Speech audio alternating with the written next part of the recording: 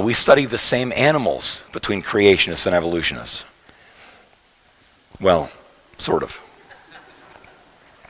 There's a killer bunny rabbit, and I have no idea what that is. And these are not meerkats, they're meerkats if you get the connection between. Never mind. We all have the same data. You can see it here in the center. We have the same dinosaurs and the same fossils and the same animals and the same plants and the same people groups, but we come to different interpretations of that data up here at the top, not because the data is different. The data, the observations, the science is all the same. The science is not bad. It's what gets the science derailed is down here at the bottom. Which history you believe. You either believe that the history in God's Word is truth, or you believe man decides truth. We imagine a particular history. Millions of years ago, this happened and that happened. Nobody was there to observe it. It's not science. It's a belief about the past that's unobserved. Science involves making observations. It involves repeatability and falsifiability and hypotheses and so on. The scientific method. That's not creation evolution. Creation evolution is in the realm of faith. We believe certain things that we haven't seen, that nobody's observed, that happened in the past. And that's where we'll talk about biology in the same way. Now, can any of you think of a Bible passage that talks about the evidence for creation that people can see?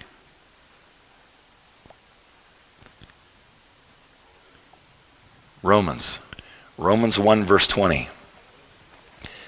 The heavens declare, Psalm 19 as well. For God's invisible attributes, namely his eternal power and divine nature, have been, look at this, clearly perceived ever since the creation of the world. Where? In the things that have been made, so they are without excuse. What this verse is saying is that everybody knows that there's a creator God. And there's so much evidence that people can see in the things that are made that there's a creator God. There's so much there that when they stand one day after they die in judgment before God, they will not have an excuse. Nobody will be able to say, I didn't know there was a creator God. That's what this verse is saying. And notice, it doesn't, it certainly seems to be all-inclusive, doesn't it? It doesn't say, well, if you're an atheist, then Romans 1:20 doesn't apply to you, right? It seems to be all-inclusive. Everybody can see this. And then Romans 1, of course, goes on to talk about how people suppress that truth and unrighteousness. And it goes on from there. But even atheists can see that, according to this verse. Do you know any atheists? You know any famous atheists? Just Dawkins. Okay. That name typically comes up. He's probably still the world's most famous atheist, and he's not just an atheist. He's an evolutionist. He's a big promoter of evolution. He's over there in England and so on, promotes evolution on the radio and on all kinds of other places. And he's not just an atheist and an evolutionist. He's an anti-creationist. He writes books and articles specifically attacking biblical creation. In one of his anti-creation books, he said this: we have seen that living things are too improbable and too beautifully designed to have come into existence by chance. What? Did he become a creationist? No. What is he talking about here? He's talking about living things, and they are, we would agree with that. They are too improbable and too beautifully designed to come into existence by chance. He's got designed in quotes there. That's in the original. And so what is he saying here? He's basically admitting Romans 1:20, isn't he? He's saying, yes, I can see the design that's there in living things. And then he goes on in the rest of his little book here, The Blind Watchmaker, written many years ago now. He goes on to try to explain the appearance of design without a designer. There we go. Okay, I think it's on. So let's try and unpackage Dawkins' argument here. He's saying, yes, there can be design there, but you don't necessarily need a designer to get design. Okay. He's looking at living things. So the building blocks of living things are DNA. There's all the physical components, yes, but life runs on information stored and programmed into the DNA molecule.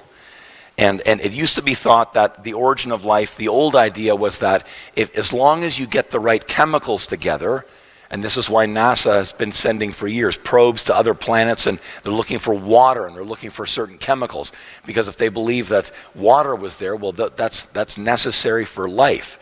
And as long as you have the right chemical components to make life, life may be evolved on some of these planets there. Again, that's an old idea. Chemistry is not the biggest problem in the origin of life. Even if you have all the chemicals there, that's not the biggest problem. And here's a non-Christian scientist explaining this problem, Paul Davies. He says, "We now know that the secret of life lies not with the chemical ingredients as such, but with the logical structure and organizational arrangement of the molecules. Like a supercomputer, life is an information processing system. It is the software of the living cell that is the real mystery, not the hardware." So it's all about the programming on our DNA that makes life happen, even if you had all the chemicals there. So that's the old idea. Life is based on information. Scientists know that now. They didn't used to years ago. But since life is based on information, and Dawkins thinks life can come about without a creator God, then let's just ask the question, how did the information get there? What generates the information needed for life? Do you not need a programmer to write a program? Well, what are you talking about, Mr. Dawkins? How do you get this? And if we're talking about information, let's turn to information experts. What are the people who are experts in information theory? What are they telling us? Here's one of these experts in information. He's Dr. Werner Gitt, wrote this book, In the Beginning Was Information. He's a Bible-believing scientist, but he studied information his whole life.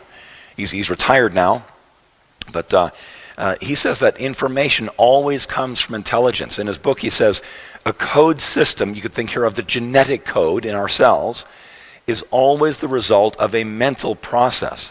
It requires an intelligent origin or inventor. It should be emphasized that matter, as such, is unable to generate any code. All experiences indicate that a thinking being voluntarily exercising his own free will, cognition, and creativity is required. He goes on to say, there is no known law of nature, no known process, and no known sequence of events which can cause information to originate by itself in matter.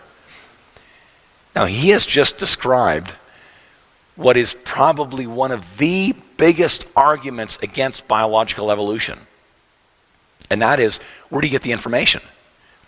Information experts know that when you see information, when you see a message, for example, it always comes from intelligence, not some random process, always. And we can go back to Dr. Davies here, who's not a Christian. Dr. Gitt is. Dr. Davies says the same thing. There is no known law of physics able to create information from nothing. The end, period, full stop. But life is based on information. But information doesn't come from a random code, it comes from intelligence. Like again, for those of us who start our thinking from the Bible, what scientists are finding now about life and life's origin, it just beautifully fits with the notion that in the beginning God created. That has been called the most profoundly scientific statement ever written, Genesis 1 verse 1. And the more you study creation, and the more you know your Bibles, you realize that that's true, actually. And just to illustrate the problem with information and the evolutionary origin of it, let's imagine, let's go way back in time and imagine the first living cell that gave rise to all the life on earth, you and me and moose and mice and everything else. Here's our first living cell. Don't ask where that came from. Let's just start there. Now, if we think of information, that cell would have had the information represented here by these books to build itself, obviously. Information for the thousands of components inside the cell, for the cell membrane. It's very, very complex. There's little openings that open and close on it. They let in good chemicals and let out bad chemicals and that kind of thing. How does it work? There's entire university departments studying just the cell membrane, how it works, and fascinating stuff. But evolution says that over millions of years, the single cell went on to evolve into a multicellular creature, something like this, perhaps, over millions of years. Which means, as far as information is concerned, you have to add new, never before discovered, never before seen genetic instructions to build all the things that the single cell didn't have. The single cell didn't have instructions to make things like fingers and fingernails and hair and heart and a brain and muscles and knees and toes and feet. It didn't have it. So the central mechanism of evolution has to be some sort of an information programming, information generating system. But if you don't have if you don't have intelligence, you don't have information. It's a dead end for evolution. It is game over at this point. The information argument against biological evolution is, there's no answer for it. And in case you think I'm making a bigger deal about this than I ought to, there was a film crew that went to the home of Professor Dawkins.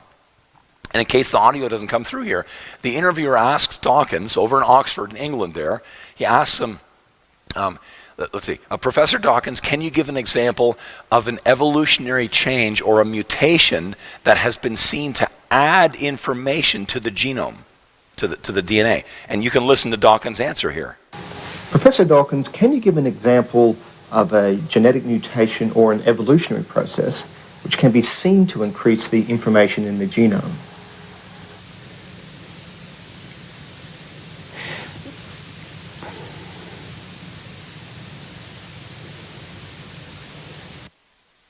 Did you get that? No answer. And by the way, I don't show you this to try to poke fun at Professor Dawkins. He's highly intelligent. There are millions of highly intelligent men and women all around the world that believe in evolution with all their hearts. I show you this to show you the bankruptcy of that belief system. If evolution is true, Dawkins should have been able to point to thousands of examples. There should be examples all over the place. Yes, we've seen information increase. In this species, we've been monitoring out in the field. And in this group of living things. And in the lab, we've seen it in here and here and here. There should be thousands of examples. But Dawkins is smart enough to know that there isn't a single one. And every time that question is posed, can you give an example of where information has popped into existence without intelligence? That's going to be the answer. Why? Because we know that information comes only from intelligence. So it's like, I'll just close in prayer and we'll have a really long break until the next, it's over. But it gets even worse. Information theory is one problem for evolution. Let's move on and talk about changes in living things, natural selection. Natural selection, some of you might be thinking, well, okay, are we talking about evolution now? Is this, natural selection is not evolution. It's very, very different. Natural selection happens. It's a fact. Not evolution, but natural selection happens.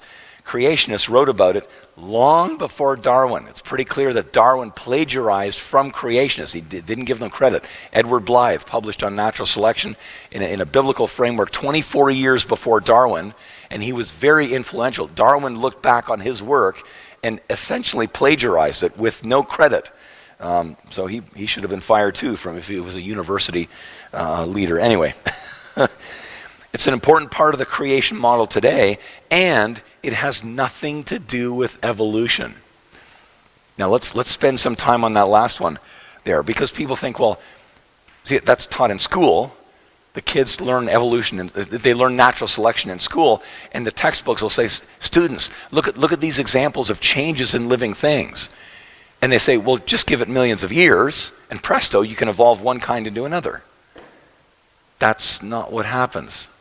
That's imagination. You have to imagine millions of years, and there are reasons why natural selection, doesn't matter how much time you give it, is not going to evolve one species into another, or one kind into another, I should say. But let's look at some real examples here. Let's think of a group of living animals where there's lots of variety in that group. Think of dogs, for example, right? We're kind of familiar with dogs. There's a huge variety within the dog kind. Dogs, foxes, wolves, jackals, coyotes, dingoes down in Australia there. Many, many different kinds of wild dogs. And then in addition to all these wild dogs, there's over 650 varieties of domestic dogs, the dogs that we'd have in our homes. So there's a huge variety of these dogs. Is that evolution? Did this variety evolve over time? Does that somehow favor an evolutionary kind of scenario? Well, let's start our thinking from the Bible and think of how this variety comes about. Go back to the time of the flood. There's a picture of what the ark may have looked like. There's Mr. and Mrs. Noah over on the right-hand side there. Not sure they had trucks back then, but no, that's just in there for scale. How many dogs would have got off the ark after the flood? 2, right? Unless they were busy during the time of the flood. But 2, let's say 2 dogs get off the ark. And so there's our challenge. From those 2 dogs, the original dog kind, how do we get the great variety that we see in the dog kind today? So let's imagine those 2 dogs, they get off the ark and they get married and have kids, and they get married and have kids, and they get married and have kids. And this is church, I need to dress it up a little bit, right? But you know what's going on here. And after a little while, you get lots of dogs. And every one of those dogs is a little bit different than mom and dad, right? And we can do the same thing with people. If you're here and you have brothers and sisters, you and your brothers and sisters don't look exactly like each other, and you don't look exactly like your mom and dad. And you might say, oh, thank God, but why don't you look exactly like your parents, right? Isn't that the more interesting question? How come you don't look exactly like your parents? How do those changes come out? Let's go back to the dogs here. Let's say that at the Tower of Babel, that was about 100 years after the flood, God confuses the languages, and then people start moving away into different areas of the world. Let's say they take some dogs with them and start moving to different climate areas of the world, further north, further south, and so on. And if we go with the group that went from the Middle East, where Babel was, into Europe and into England and so on, let's say they took this pair of dogs with them, a medium fur length dog, so it has the information for long fur, L, and the information for short fur, S. And it combines to produce a medium fur length dog. Now they could have offspring that look like this, right? In that first example, it got the information for short fur from both mom and dad. It didn't get any information for long fur, so it ends up having short fur. And you can have those other varieties as well. You can see that, right? That's just basic stuff here, that you can get those varieties from the genetic instructions in mom and dad.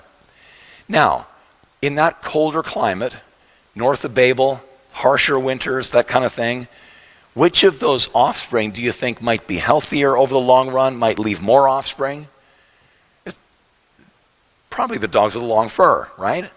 And so after a while, in that colder part of the world, the dogs with the genetic instructions for short fur aren't as healthy, don't leave as many kids, don't leave as many offspring, and after a while, all you get are dogs with the genetic instructions for long fur. Those dogs have now become adapted to their environment through natural selection. That's natural selection. I mean, it's more complicated than this, I understand, but this is enough to get the basics across. That's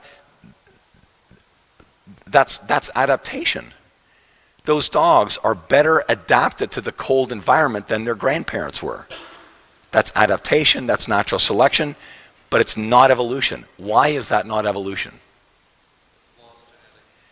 They've lost genetic information. Evolution requires the gaining of massive amounts of genetic information. Natural selection does exactly the opposite. Now, you can breed these dogs down here for hundreds and thousands of years. You're never again going to get a short fur variety of dog. What you need to do, we've got farmers here you know this stuff. In order to get a short fur variety of dog, you'd need to find a dog somewhere else with that short fur and breed it back into the population. Then you can get it back. But that information has been bred out of these dogs. So natural selection, if that's too complex, think of a salad bar. Natural selection is like a salad bar. And say you're really hungry. You can go up to the salad bar hundreds of times, and you can have a different variety of salad every time. You go up the first time, you might have, 90% Caesar salad and 10% potato salad and 1 bean. And then you go up the next time, and you can have a different variety every time. But if the salad bar doesn't have any pizza, That's sad, I know. You're not going to get any pizza, ever. Natural selection can only select from what's already there. Natural selection works brilliantly if in the beginning God put a huge amount of information there in all the different kinds of living things, the giraffe kind, the elephant kind, the dog kind, the people kind, and so on. Then you can have all this wonderful variety within a kind later on. It works really well. It works, the bigger salad bar you have originally, the more variety you can have. And that's what God did. God is the master programmer of life. He put all the information for these dogs that we have today in the original kind, and we can breed. That's artificial selection. We can breed for the qualities that we like, right? If you're a dog breeder, or you're trying to breed a set of dogs with short, shiny, reddish fur and pointy ears, you don't mix that dog together with someone that has long, shaggy fur and floppy ears, right? You call that genetic information out of your purebred.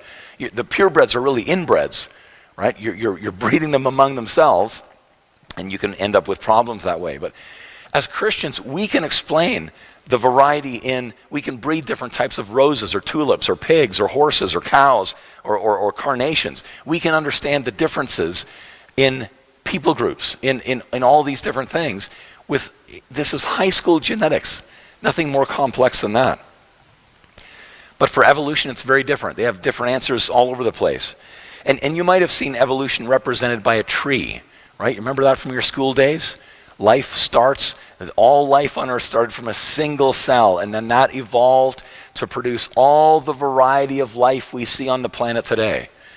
And if creation is drawn in a similar format, it's rarely ever talked about today alongside evolution. But if it is, it's often drawn as this lawn or a grass type drawing. But that's a caricature. Creationists have never believed that. The idea is that God created all living things and they don't change at all over time. Some have gone extinct, but there's no change at all. Most evolutionists believe that. I was speaking years ago with our UK office they're just outside of London, and my wife and I were over there, and we drove up to Edinburgh in Scotland, and I spoke there, and the pastor called up the office there in the UK just hours before the meeting, and he said, there's going to be atheists showing up tonight. What should we do? Should we cancel? And we said, no, invite them in. And sure enough, 7 or 8 of them, they sat in the second row. Right? You always know people who don't normally come to church, they sit in the front. And so I did a number of presentations. We had a Q&A time afterwards, and one of the questions was, how do we explain the different skin shades in people after the flood? And I started talking about people moving away from Babel, kind of the same as the dogs here, moving away from Babel, and changes coming out in those people depending on how much sun penetrates their skin and the melanin they have in their skin. And one of the atheists shot up their hand and said, "You're talking about natural selection." And I said, "Yes." And they looked at each other and had no idea. Most atheists and most people who don't understand the Bible, they believe that we think like this. That God created living things that don't change at all over time. The tree is not accurate. The grass is not accurate. What works is not a tree or grass, but an orchard. God creates kinds of living things, and there's diversity within a kind. Things can only reproduce after their kind. In order to reproduce outside of their kind, they need to add in all kinds of genetic information from somewhere. And that's not what scientists see. There's mutations, yes, that corrupt information, and so some of the dogs we have today, they're the result of mutation. Poodle fur, and so on. And the small dog, that poodle fur is the result of mutation. The small dogs, the really small ones that you have in your purse, like the purse dogs, the smallness is a mutation, unfortunately. And there's problems there too. But so it's not the tree, it's not the grass, it's the orchard. The Bible and science support that.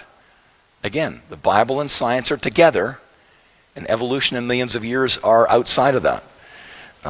Amazing how science fits with the Bible.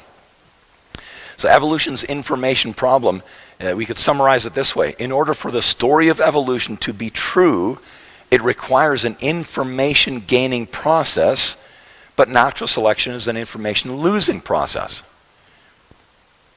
That's why I said a few minutes ago, natural selection has nothing to do with evolution. It produces change in living things. Yes, let's just admit that. We can, if the textbooks and teachers in the public education system say, well, look at these changes in living things, we can happily nod and say, yes, we can see the little changes in living things. What of it? Their response is, well, just give it millions of years. It doesn't matter how many millions of years you give it, because the kind of change is taking things in the wrong direction. They're not going like this, they're going like this. If natural selection continues to do its work, it's weeding out genetic instructions. The animals that are purebreds, like I said, are really inbreds, and they're less robust than their mongrel ancestors, if you want to think of it that way. But moving on, if we think of evolution theory in very simplistic kind of junior high term, introduction to science terms, we could do a little equation. Natural selection plus mutations are supposed to equal evolution from one kind to another. That's the theory. Mutations are supposed to provide for the new features and functions, and then natural selection comes along and eliminates the less fit. And at that very simplistic level, it seems like it should work. Right? Why doesn't it work? You know, mutations provide the new stuff, and then natural selection just chooses the best ones. It sounds like it should work. Now, natural selection doesn't do what the evolutionists need it to do. Are mutations the savior? Are mutations going to save the day for the evolutionist? Let's have a look at mutations. What are mutations? Mutations are random changes to the genetic code. Now, already that doesn't sound really promising, does it? If you have a complex code of any kind and you randomly mutate it, it's going to make it better or worse. Generally worse. If we have the let's take the sheet music for Beethoven's glorious Ninth Symphony, and if we tape it up on the walls of the church here and blindfold ourselves and go around with Sharpies and try and at random add notes on the wall, is it going to improve Beethoven's symphony, or is it going to wreck it? It's going to wreck it, right? So that already doesn't sound good. Random changes to the genetic code. Those changes are produced primarily when the DNA is copied. So we all started off as one cell, and then 2, and then 4, and then 8, and then 16, and so on. And we all used to be one copy of DNA. And that's been copied over and over again. Every time it's copied, that's when mistakes come in. There's copying errors that come in. The popular notion is that, well, that's what happens when you get bitten by radioactive spiders, and then you get mutations and that kind of thing. But they're bad. Mutations are bad.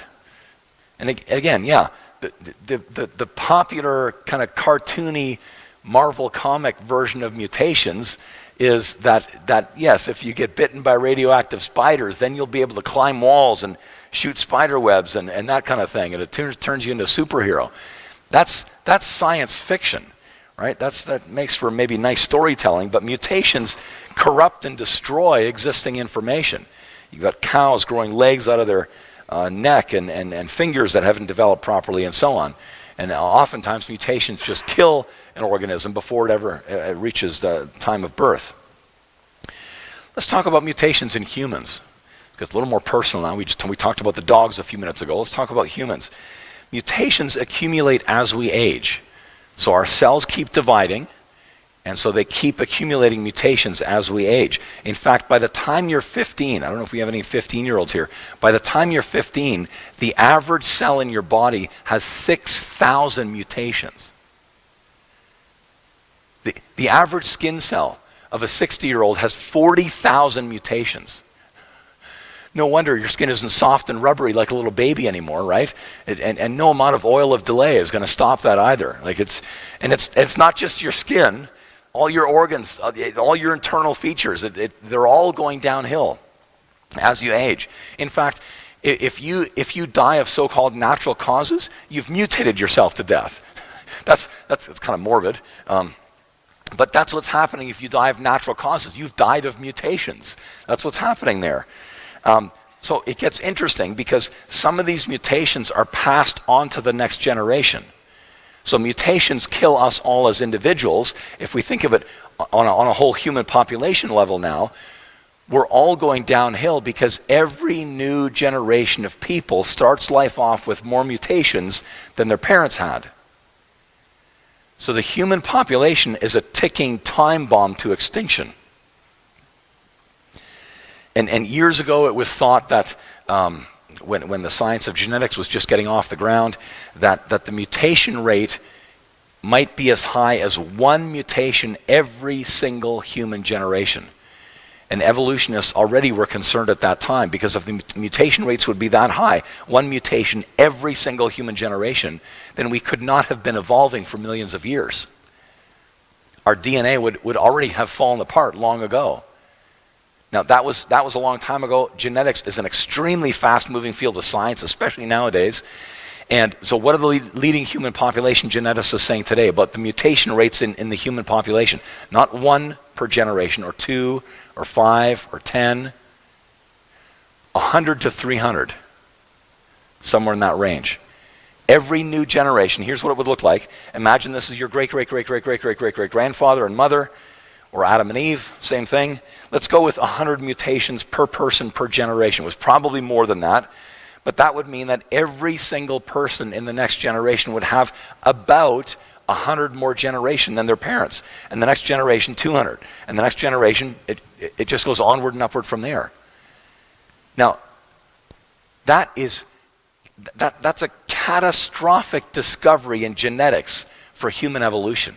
Humans are supposed to be evolving about 1 million years ago back to like a common ancestor, and then before that we were lemurs, like a lemur-like creature, and then going back millions of years to a single cell. Geneticists are writing papers with titles like this. Why aren't we dead yet? Dr. Kondrashov, Alexei Kondrashov, the title of his article, he's one of the world's preeminent geneticists on human genes. The full title of his article was Contamination of the Genome by Very Slightly Deleterious, so deleting mutations, and the subtitle, Why Have We Not Died 100 Times Over? He's an evolutionist, he believes we've been evolving for millions of years, but he cannot figure out how humans are still on the planet. Our genes long ago should have been wiped out as a result of these deleterious, these deleting mutations. And scientists have taken this data, and they've actually, this is an output from probably the world's most accurate evolutionary modeling program. It's called Mendel's Accountant. Gregor Mendel, the father of heredity. And it's mendelsaccountant.info. If anybody of you wants to, you can get this free as an app on the internet. So we can just run through this a little bit here.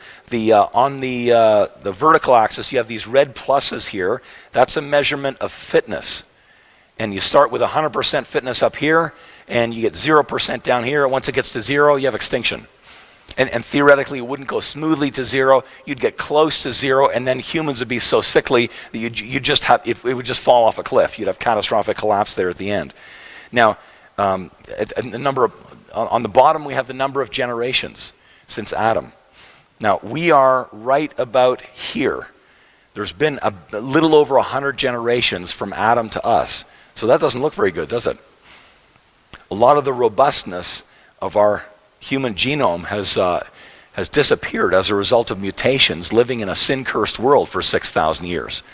We're heading for extinction.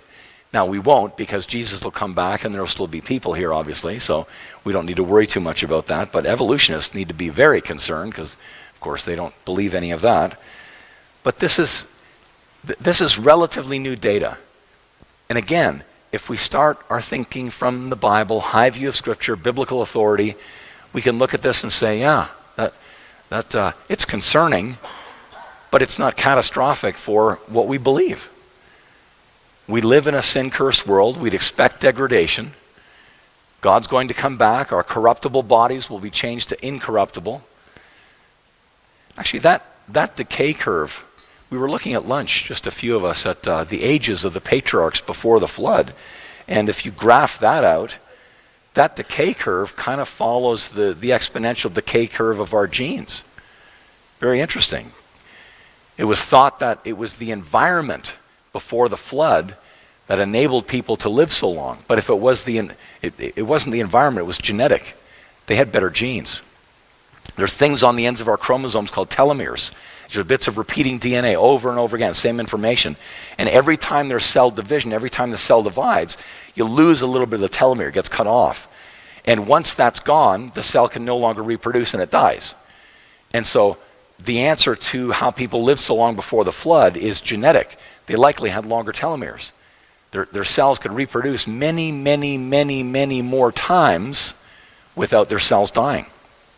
Like, if it was environmental, I realize that's a very common thing. Most of you have probably heard of a vapor canopy model that existed before the flood, and that shielded out harmful cosmic rays from space, and that produced a nice environment, and it was a lot healthier back then, and so on. You can change your environment and shield out all the cosmic rays you want, and wear a tinfoil hat or whatever, and eat healthy food and exercise. You're not going to get yourself to 1,000 years. People lived almost 1,000 years back then. Maybe some people lived longer than that. The oldest recorded living individual is Methuselah, 969 years. He dies the year of the flood. Does anybody know what his name means? After death, judgment. Yes, something like when he dies, it will come. Judgment will come. So wouldn't you love your parents to give you a handle like that? Oh, what's your name? When I die, it will come. Judgment will come when I... Oh, really? Wow, okay, there's this weirdo building this massive barge over here in his backyard, and he's preaching judgment. So, okay, when you die, it will, okay, I'm going to run for the ark as soon as you keel over then. So, very interesting. But Noah gets off the ark when he's 601, and he dies at 950. We would think that if it was in the environment before the flood that enabled people to live so long, that Noah, already being 601, would be one of the first people to die in this new, harsher environment, so-called. But he's not. Why? Because it's not environmental. He still had the good genes.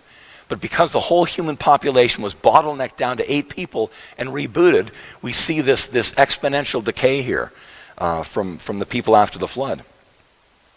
Interesting stuff. We could talk a lot about that. But let's think about beneficial mutations.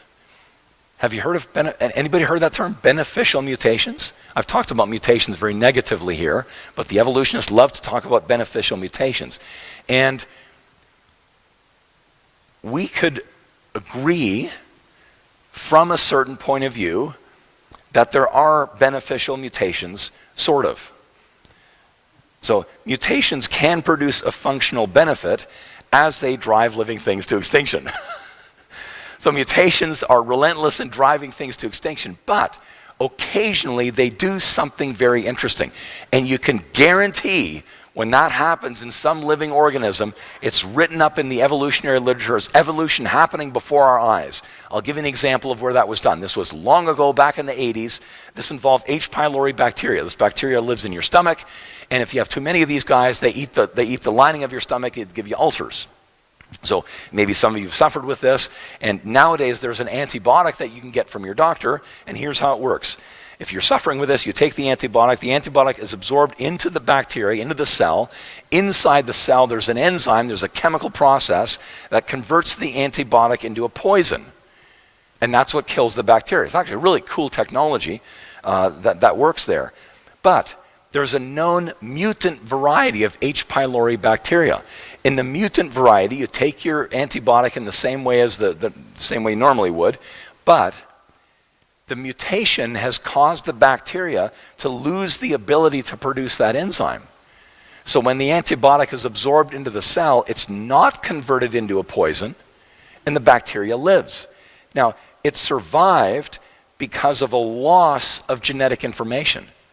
It used to be able to manufacture that enzyme, now it can't. So we could, from a certain point of view, call that a beneficial mutation. Can you see how that would be beneficial? It's beneficial to the bacteria. It's not beneficial to you if you happen to suffer with this, because now your antibiotic isn't doing anything, right?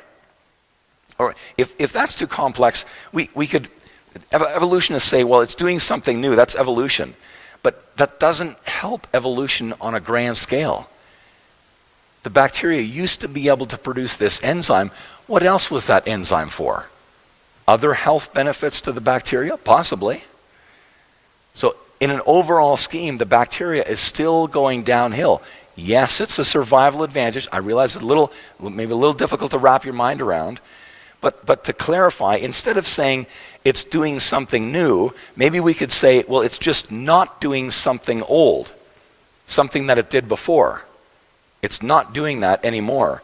And we could think of, if we think of different example of H. pylori here, let's say, let's imagine a bicycle, right? And H. pylori is on the bicycle, and the normal H. pylori, where is he here?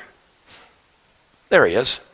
There he is, happily motoring along in your stomach, and you got a problem with these bacteria, and so you take an antibiotic, and then the normal variety of the bacteria is, wiped out by the antibiotic.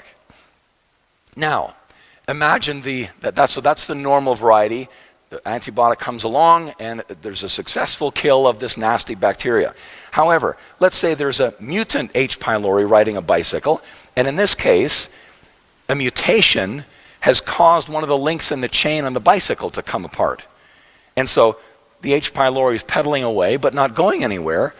The antibiotic comes along and doesn't touch the H. pylori. Does that help maybe define a little bit about what's beneficial and what isn't? It's a little complex to understand, but evolutionists write this up as, wow, look, it's antibiotic resistance. That's evidence for evolution. The bacteria has evolved a resistance to the antibiotic.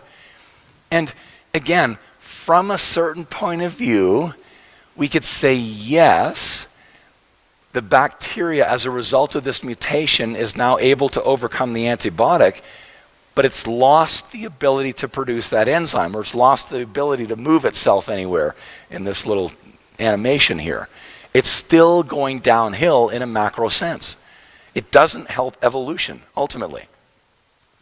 So what can we say? Life is based on information. Information comes only from intelligence. Therefore, an intelligent designer is needed for life.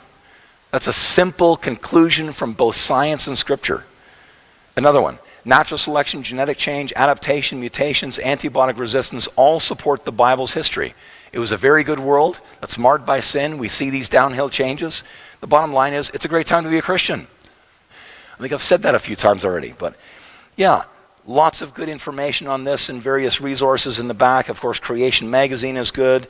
The website has lots of stuff there, lots of other good stuff as well.